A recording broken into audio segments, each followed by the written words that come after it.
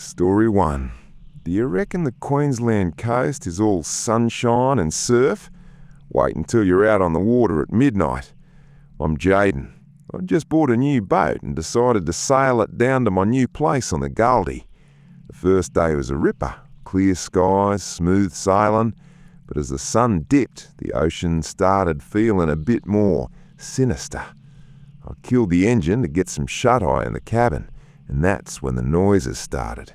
A soft tap, tap, tap on the roof, like someone was tiptoeing right over me head. I figured it was just a seabird, but the rhythm was too heavy. It sounded like a man.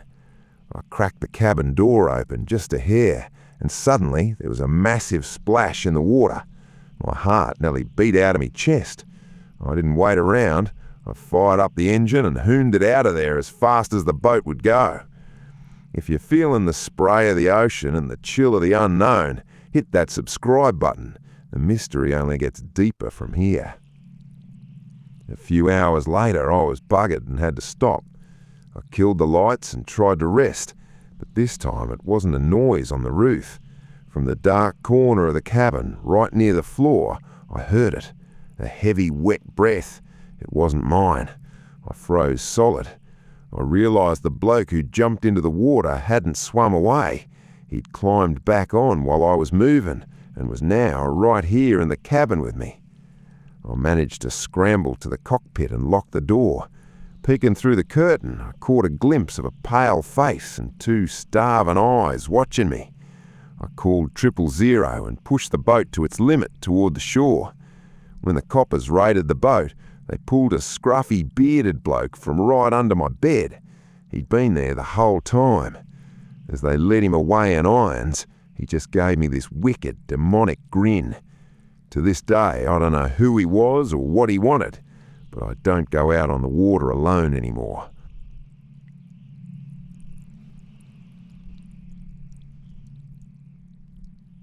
Story 2. My name's Ethan. Sailing the west coast alone is a dream, but it can turn into a nightmare faster than a shark strike. I was moving my fishing bait from Perth up toward Darwin. On the second night, while I was having some tucker in the cabin, the boat felt off, like the balance had shifted. I could feel a weight on the back deck that shouldn't have been there. I grabbed my torch and headed out, but the deck was empty, just the black Indian Ocean churning behind me. I went back inside, and that's when I saw 'em. Wet footprints on the floorboards. They started at the deck and led straight to my small storage locker. The prints were human, but they were weirdly long and narrow.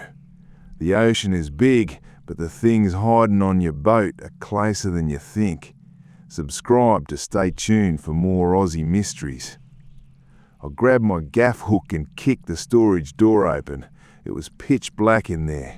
I flicked the light on and saw someone huddled under a pile of old nets. I yelled at them to get out, but they didn't speak. They just made this clicking, mechanical sound in their throat. I knew right then this wasn't just a stowaway looking for a ride. This was something much dangerous. I flicked on every light on the boat and made a run for the coast. The person crawled out and started scratching at the cabin glass with nails that looked way too long to be normal. By the time I hit the pier and the coppers showed up, the locker was empty, but they found something that made my stomach turn. Tucked into the nets was a photo of me as a kid, a photo that was supposed to be in my house back in Perth. This bloke hadn't found me at sea, he'd followed me from home. That silent passenger's still out there somewhere, and I still don't know why he's hunting me. What do you think of these tales from the deep? The idea of someone hiding under your bed or following you from home across the ocean is enough to make anyone sell their boat. Have you ever felt like you weren't alone in the middle of nowhere? Drop your stories in the comments. I love reading them. Should we head to a haunted hospital in Melbourne or a lonely highway in the outback next? If you liked the video, share it with your mates. Cheers for watching until the end. Inshallah, I'll see you in the next mystery. Subscribe and stay tuned.